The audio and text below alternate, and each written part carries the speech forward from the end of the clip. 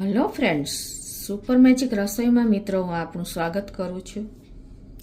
આજે હું તમારી સાથે ટ્રીક અને ટીપનો વિડીયો શેર કરું છું જે તમને ચોક્કસ ઉપયોગી થશે।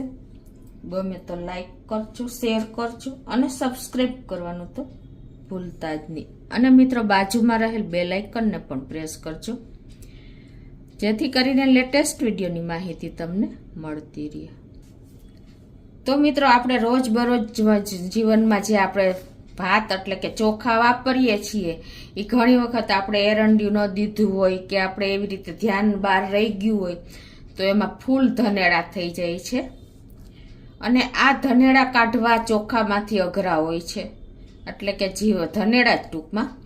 તો તમે એને જો તડકે મૂકો તો ધનેડા તો જતા રહીએ પણ ચોખા એકદમ કડક થઈને અને ભાંગી જાય છે, એટલે ચોખાને કોઈ દિવસ આપણે તડકે સૂકવતા નથી।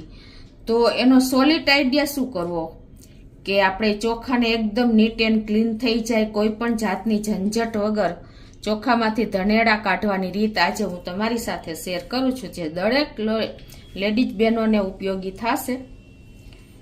અને આ ઘણી વખત આવું બનતું જ હોય છે, ખાસ કરીને ચોખામાં જ બનતું હોય છે।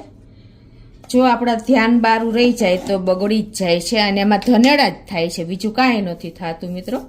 તો એના માટે તમારે શું કરવાનું કે આ ચોખા જે તમે આવી રીતે ધનેડા પડ્યા હોય ને તો તમારે ચોખાને આ રીતે વાસણમાં કાઢી લેવાના છે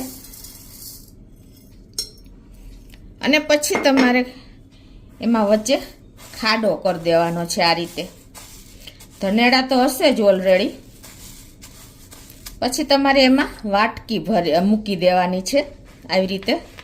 અને હવે ખાસ છે એ સોલ્યુશન એ છે કે તમારે એમાં 1 થી 2 ચમચી જેવું વિનેગર નાખી દેવાનું છે।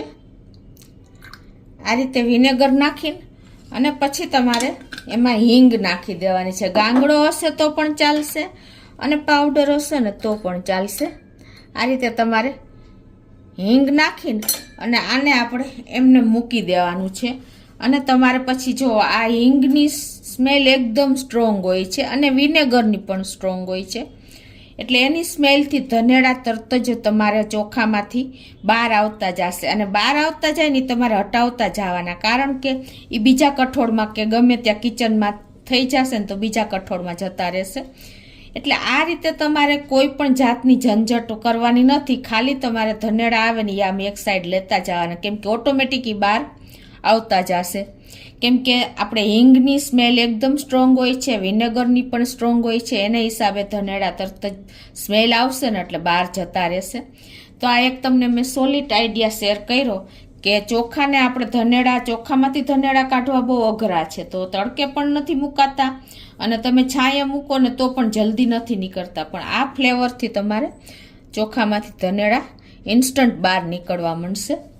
તો દરેક બહેનોને આ વિડીયો ઉપયોગી થશે। અને તમારે જો કદાચ નવા ચોખા લીધા હોય ને તો તમારે ચોખામાં એરંડિયું ન દેવું હોય ને તો તમારે હિંગનો ગાંગડો ઉપર મૂકી દેવાનો અને પછી તમારે એરટાઈટ ડબ્બો બંધ કરી દેવાનો કે બરણી બંધ કરી દેવાની, તો તમારે ક્યારેય ચોખામાં કાંઈ જીવાત ધનેડા કાંઈ નહીં પડે અને એ જ ઇટ ઇઝ એકદમ નીટ એન્ડ ક્લીન ચોખા રહેશે।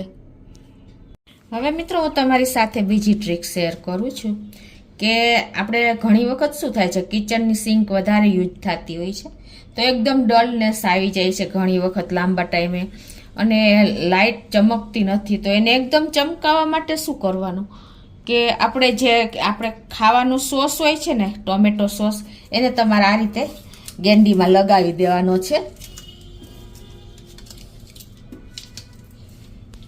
તો આ રીતે તમારે થોડીક વાર લગાવી અને એ જ ઇટ ઇઝ આ જ કન્ડિશનમાં આમ રાખી દેવાનો છે 2, 4, 5 મિનિટ જેટલી વાર તમારે ટાઈમ હોય ને, કમસે કમ તમારે 5 મિનિટ રાખી દેવાનો છે।